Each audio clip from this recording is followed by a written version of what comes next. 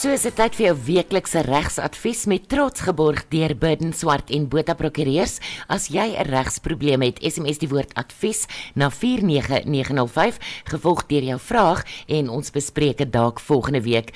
Burden Swart en Botha Prokureurs se slagspreuk is nie verniet "We take the burden out of your legal work" nie.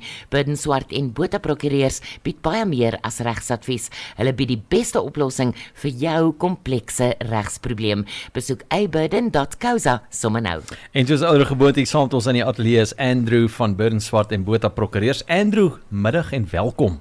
Middag Kevin, middag Riva. Hallo Andrew. Lekker om weer hier te wees by julle, ja. Nou kan ons weer bietjie hoor waaroor gesels ons praat verder oor kontrakte. Wat is die aspek van kontrakte praat ons oor? Ek wil vandag bietjie gesels oor kontrakbreuk. Kontrakbreuk of wanprestasie. Ja, oppas jy Kevin. Ja, kyk, kontrakbreuk word so in drie kategorieë ingedeel, of 3 wyses van kontrakbreuk. Die een is more debitores, daar is nou weer by die Latynse name. Dis 'n debiteur wat in versuim is, 'n skuldenaar wat in versuim is om te presteer, repudiering, onmoontlikmaking van prestasie, positiewe wanprestasie en mora creditores. Nou, ek wil nou vandag meer kyk na mora debitores, ons sal later by die ander uitkom. Dus, kom ons vat nou net weer 'n huiskooptransaksie of enige kooptransaksie. Ek koop 'n huis of enige ander ding vir R1 miljoen, dan moet R100,000 deposito gegee word en die R900,000 wat oorbly word binne 30 dae betaal of waarborge voorgelewer. Die R100,000 moet binne 5 dae betaal word.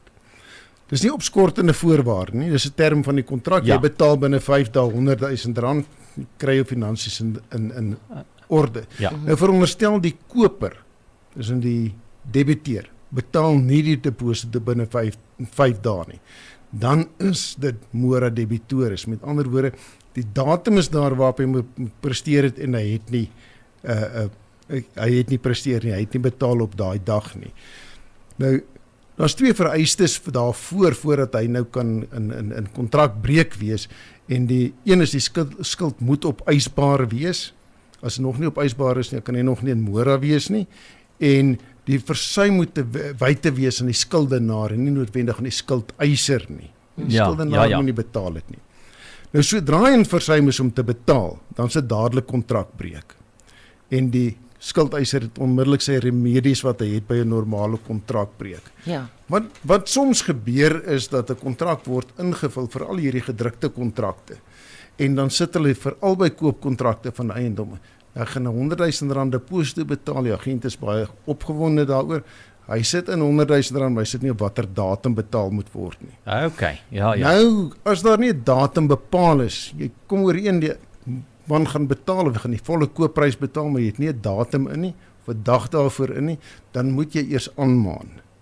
Stuur vir my aanmaan, skriftelike aanmaning, en hy moet dan 'n redelike tyd kry om te betaal. En jy sluit nou 'n kontrak, daar's nie 'n datum wat hy moet betaal nie. Nou sit en wag jy vir hom om te betaal, maar hy betaal nie, want hy's nog nie betaal. Met ander woorde, dan moet jy hom aanmaan.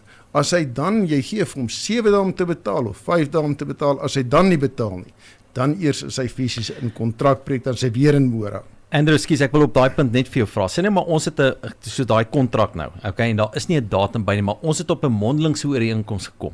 Geld daai mondelingse ooreenkoms? Kyk, so ek reg in die begin gesê het, 'n mondelingse kontrak het presies dieselfde regskrag as 'n skriftelike kontrak. Hy is net moeiliker om te bewys. Baie kontrakte is deels skriftelik, deels mondeling.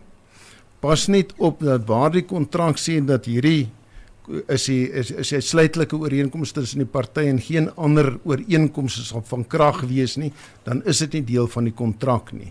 En dit sê baie keer in die kontrak ook, jy kan hom slegs skriftelik wysig, jy kan hom nie mondeling wysig nie, dan is 'n mondelinge wysiging ook nie geldig nie. Nou ja, net weer waar 'n ander aspek inkom by hierdie aanmaning. Baie kontrakte het 'n spesifieke aanmaning wat jy moet gee, spesifieke tydperke staan in die kontrak byvoorbeeld.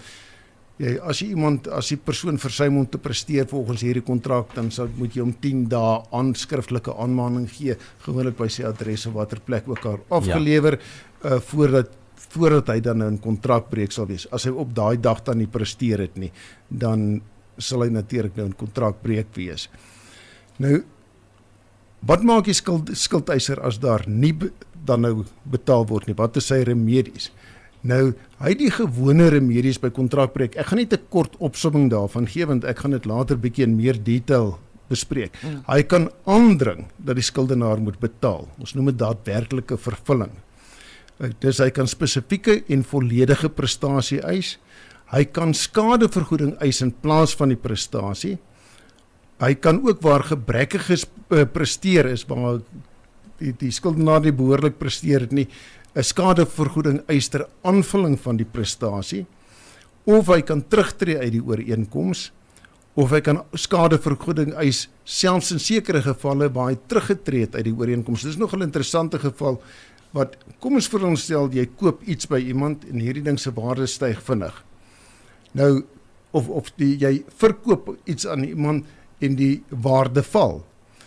Nou gaan jy en die ou wil nie vir jou betaal nie, hy betaal glad nie, jy moet later terugtreë uit die ooreenkoms uit. Nou sit jy met iets wat se waarde nou baie minder werd is. En jy is verkoop omdat jy voorsien het die waarde gaan val. Correct. Nou verkoop jy daai ding van R1 miljoen vir R800,000. Jy het R200,000 skade gely, want die 800 is die beste wat jy kan kry. Dan kan jy daai skade ook eis van die persoon wat in versuim was. Ja, die 200,000 wat jy dan verloor het met Dis ander reg, woorde. ja. Wow, dit is baie interessant. Mens moet maar oppas, né? Mens moet in jou spore trap. Ja, jy moet Andrew, sê gou vir ons, waar kan ons jou in die hande kry as ons jou soek?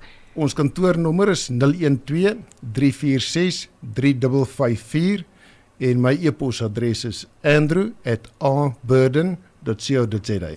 Dis baie maklik om te onthou. baie andrew@aburden.co.za. en die telefoonnommer 012 346 3554. Daar's hy.